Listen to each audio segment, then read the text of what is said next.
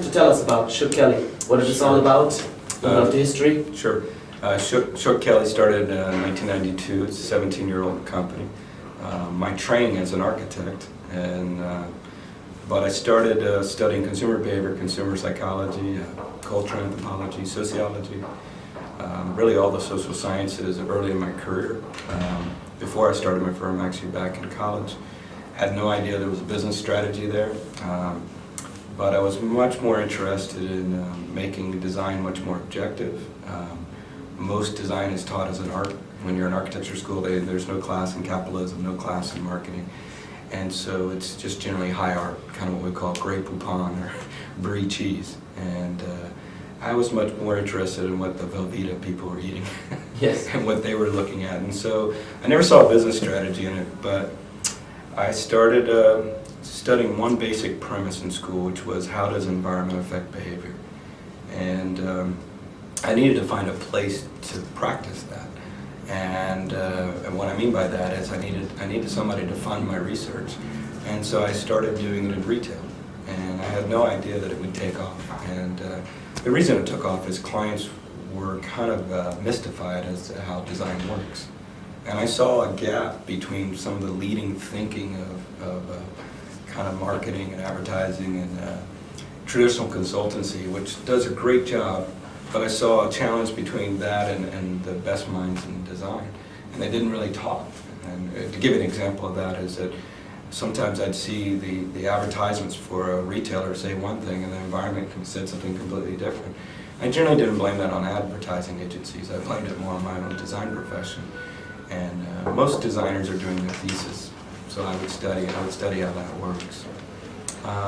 So I started a practice, as I mentioned 17 years ago, just focusing on how environment affects behavior, how consumers perceive their world. When I say perceive, I don't mean necessarily intellectually. I'm actually really mean physically, how you perceive, how your eyes work, how your ears work, all your senses. And it's interesting because once you start studying the biology of the body and how it works, it actually starts to, sensations, come into your body a certain way, such as a store environment or smells or sound, and it greatly affects your behavior. And once that happens, the sensations come in, your brain then starts to catalog perceptions, and that greatly influences sales. So the companies I work for, Harley-Davidson, Whole Foods, Bank of America, Cadbury, Kraft, Coca-Cola, are very interested in how environment affects behavior, particularly sales, because the moment of truth happens right there in front of the store, when your customer's 4 feet or 4 inches from the product. And if they shop your product in a commodity way, then you're not able to generate the premiums. And so the environments we create are much more emotionally driven and sensation driven. Does that make sense? Yes, absolutely. Okay. Question on this, as we're looking on all these signal that the retail environment gives out to the consumers. Right. Could you give us an example, maybe on one company operating both in the Western and the Chinese world, Right. and looking at the differences between this, and maybe give some examples of do's and don'ts for Chinese consumers versus Sure. do's and don'ts of Western consumers? And I have to admit up front, I'm a newbie to China, so I don't know a whole lot about it. I have been working a lot in Asia, though. I've been working in Philippines and Singapore and Thailand and Japan and other places, just starting in China. But what I guess I've noticed, the contrast between the two kind of worlds is that in America, the game of store design and the game of brand environments and place branding is so sophisticated, and that's because we have more supply than we have demand. And because of that, the consumer wants more, and we want more of everything. Our value specifications in America for what we want is tremendous. When I was a kid, it was just basically P equals Q, price equals quality. But that equation now in America is consumers want entertainment, fun, cause, social responsibility, story, personality. We want a lot of these factors. And in fact, we've gotten really good at expecting those factors.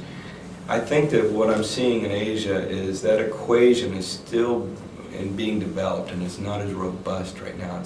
It's more simplified. However, I think it's inevitable, because I work in all parts of the world, even outside of Asia, is that that equation will start to change, and how it will change is as that supply-demand equation starts to change. As we get more supply here, consumers will know they can get more. It's a basic human function. When we can have more choice, we pick it. And so I can see that rapidly happening here. All it takes is one good competitor to offer a new item, a new feature, particularly emotional features. If I was to break it into two categories, functional features versus emotional features, when good, solid commodity players start offering emotional features, that's going to change the game. And I think you're going to see it change radically. We have had a lot of cases in America. A good example, I work with Whole Foods, which is an organic, natural food grocery store, the most successful in the United States. 20 years ago, 15 years ago, no consumer even asked for that.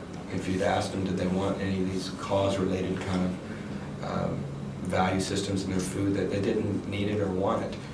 But thank God to the vision of that company, they kept imposing that view on the consumer, and the consumer started wanting more and more of that. And they totally changed the landscape of the grocery industry. And the players that weren't offering that really got into trouble. And the players that are now starting to build that fortress are really strong. And so to me, the critical thing that the Chinese retailers really need to look at is really what are those features going to be? What are the consumers going to be looking for? And I could guess, but issues such as identity, more than status. I think that's one of the cliche kind of things that's being used here a lot. Is it does work, but I think it's going to dimensionalize. And I think you're going to start seeing particularly younger consumers go, I need more than status, more than conspicuousness. I'm looking for meaning, purpose.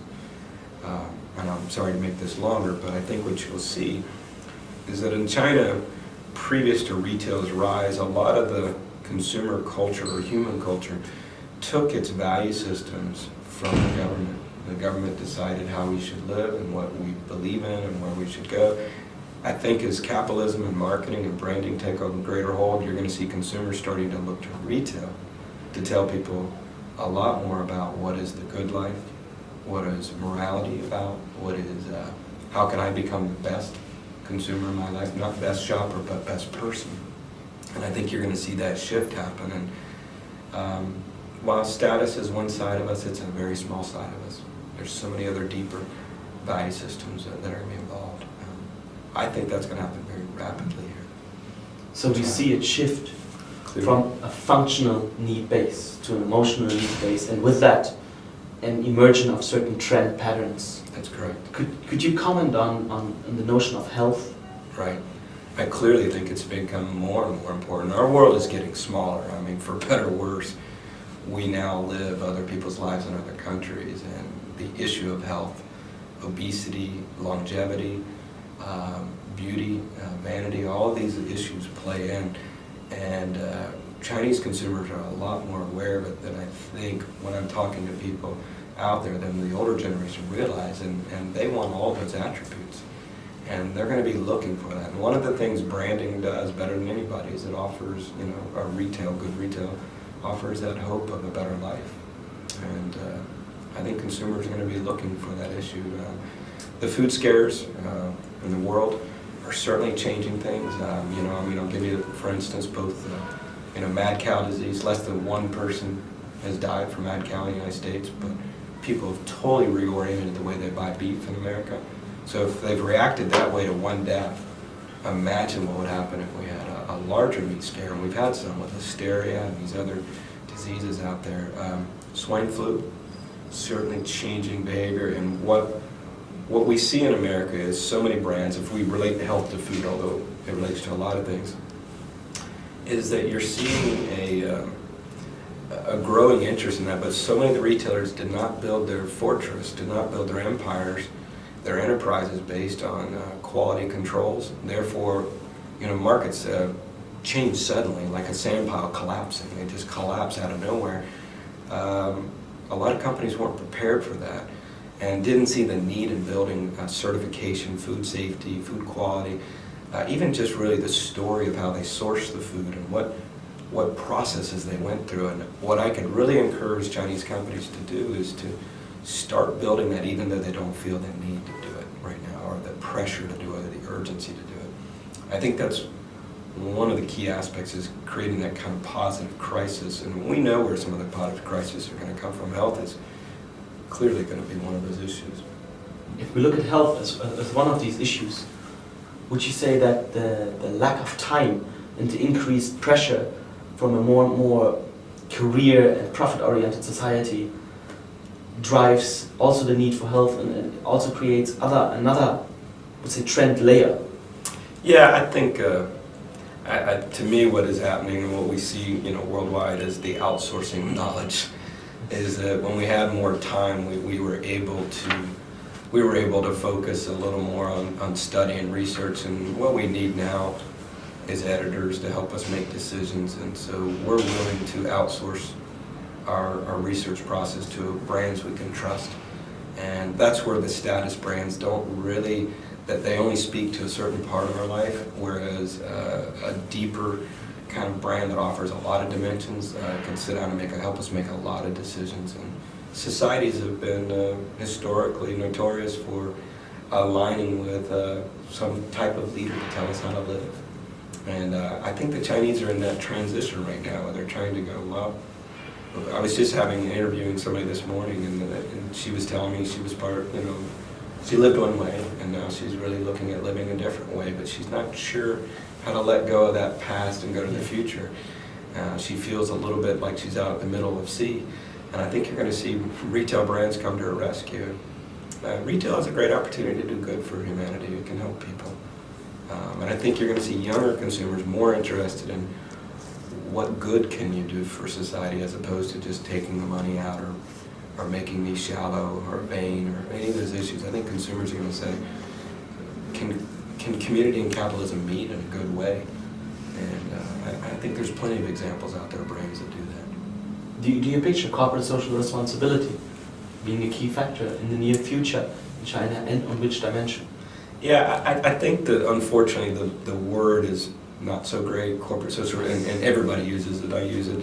But I think that it's a little more overt, and I think consumers are interested in more of a genuine kind of cause or belief or drive, to a passion, that the company that makes saddles by hand or the shoemaker that talks about his processes of how he sources his leather. These kind of stories, in essence, if they have a value system, start to talk about corporate social responsibility, but maybe not so overt.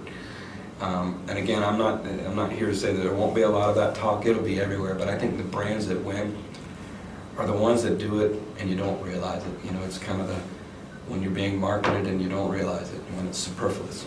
And I think that's, to me, what's really interesting, is to find those stories of genuine kind of care and concern for individuals, for communities, for neighborhoods, and for society at large. I think that's going to be the brands that will really have the staying power, as opposed to a list of attributes. Could you elaborate on that? What makes brands successful? What gives brands this edge, this advantage? I think it's kind of primal in us. I think it's primal in us to look for great storytellers and great visionaries and people that kind of have even a controversy to them, something that you didn't expect.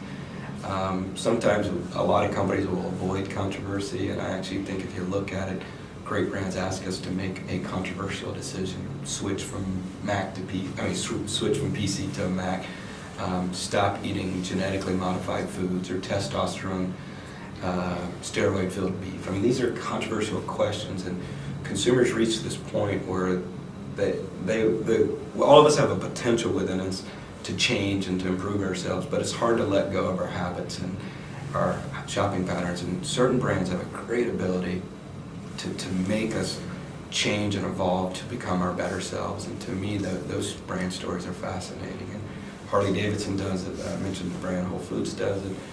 Mac does it. To sit down and make this great change that I think we're all looking for, to find the better me, my greater potential. Yes.